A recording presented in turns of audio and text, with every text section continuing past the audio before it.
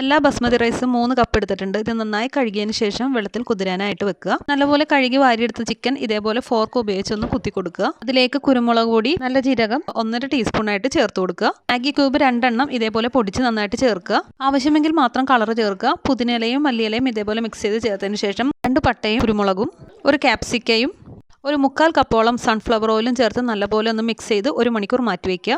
ചോറ് വേവിക്കാനുള്ള വെള്ളം വെച്ചതിന് ശേഷം അതിലേക്ക് 2 ഗ്രാമ്പൂ, പട്ട, ഏലക്ക, ഉണക്ക നാരങ്ങ, ആവശ്യത്തിന് ഉപ്പ്, കുറച്ച് മാത്രം സൺഫ്ലവർ ഓയിൽ എന്നിവ ചേർത്ത് കൊടുക്കുക. സൈഡ് വെന്ത ചിക്കൻ മറിച്ചിട്ട് വേവിക്കുക.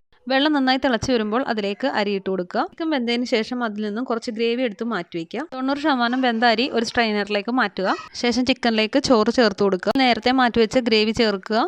കളറും മഞ്ഞൾപ്പൊടിയും ആവശ്യമെങ്കിൽ മാത്രം ചേർക്കുക. ഒരു ലെയർ ഇട്ടതിന് ശേഷം ഇതേപോലെ മുളക് ചേർക്കുക. ഉണക്ക നാരങ്ങയും ചേർത്തതിന് ശേഷം ദം ചെയ്യാനായിട്ട് വെക്കുക. 20 മിനിറ്റിന് ശേഷം തുറന്നു നോക്കുക. സ്വാദിഷ്ടമായ നമ്മളുടെ മന്തി ഇവിടെ റെഡി ആയിട്ടുണ്ട്.